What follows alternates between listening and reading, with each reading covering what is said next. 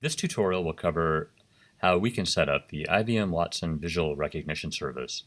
And in this, we'll begin by taking a look at an example of a demo created by IBM. And then we'll take a few steps to walk through how to set up our own using their service. So to begin with, I'll go ahead and show you the public website here, and the link will be available down below in our in this tutorial. So in this public site, they have this Watson Visual Recognition demonstration. And you see that they have an image here, and then on the right-hand side, it has some categories. Well, these categories are classes that are created within the IBM recognition service.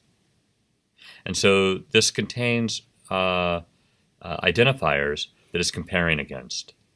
So it's checking this out, and it's saying, okay, it meets the categories between 0 and 1 is the number range.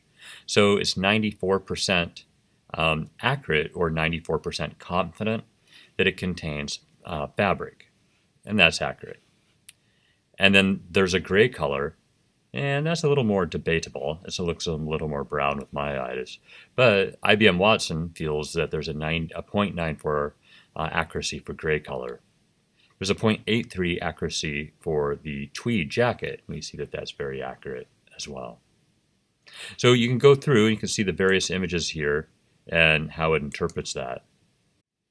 So we can also upload an image. So you can take a minute and you can upload your own image. Go to the site here and upload any image you want and see how well it identifies it.